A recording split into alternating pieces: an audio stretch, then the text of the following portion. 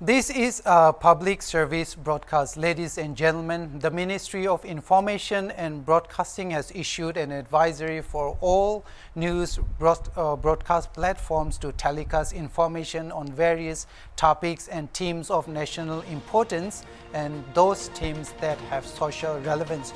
So this is a public service broadcast that I will be bringing to you now. Today we will talk about pedestrian rights. Pedestrians are people who travel on foot in urban areas. They are not the ones moving about in cars or any kind of vehicle. They use sidewalks, pedestrian walks, if we have any in Nagaland. So those are the pedestrians, people who commute from one place to another on foot, and they actually have a lot of rights. So as part of this public service broadcast segment, we'll be talking about the rights, your rights, if you are someone who is not using a car to move from one place of the town to another. Many drivers and motorists in Nagaland, and of course even pedestrians themselves, do not know about this. Pedestrians, people on foot, has always the right of way first generally, and not cars. Pedestrians generally are those who should be given the right of way on the streets. And I think this is very important for both the citizens and motorists. This is especially for areas where there is no traffic control, such as junctions where there are no traffic police who are overseeing the traffic situation there. Rule 11 of the Rules of the Road Regulations 1989 of the Government of India says that pedestrians have the right of way at uncontrolled pedestrian crossings. Pedestrian right of way means that a vehicle is required to stop for the pedestrian to cross first.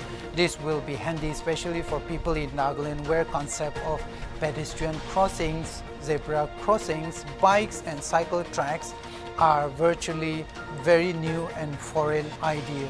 So this is, I think, a right that all of us should avail of, because our roads are not really safe, especially for pedestrians and of course for motorists too on the highway who are speeding constantly. It is important that both sides keep safe. Most Naga drivers are not helpful or kind enough to stop to let people pass. We all have experienced it. You have to wait for a long time on the other side of the highway, wait for the vehicles to pass first completely, and then you cross. Even I have noticed that traffic police at the junction do not stop the vehicles for the public to pass first. First thing, we don't have zebra crossings, pedestrian walkways also. But then again, even if it's in that case, I believe that traffic personnel, they have a responsibility to ensure that they should stop the vehicle for the public to pass first. Or maybe they are just ignorant about this rule. So next time, please let the pedestrians cross first, drivers and motorists. The Kohima-Dimapur highway is one of the most stressful areas to cross, especially for women and children. Stop and let them pass first. I believe our traffic police also should stop traffic at the junctions to let pedestrians cross first. Another point coming up, do you know that vehicles traveling uphill are to be given priority and not the ones driving downhill? Rule 25 says that vehicles to the uphill, those who are going up, are to be given precedence. On mountain roads and steep roads, the driver of a motor vehicle that is driving downhill shall give sight and priority to the one coming up. So whenever there is an insufficient amount of space for the vehicles to pass each other safely, then the importance and priority should always be given to the one coming up from downhill. That's what the rule of this traffic regulation states. Here's another interesting one, ladies and gentlemen.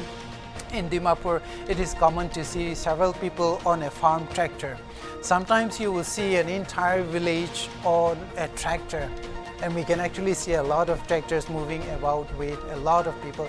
This is illegal. Rule 28 says when a driver is driving a tractor, he should not carry anyone else on the vehicle. We will be bringing you more interesting inputs in regard to various issues and topics in our community that have social and national importance in our public service broadcasting segments.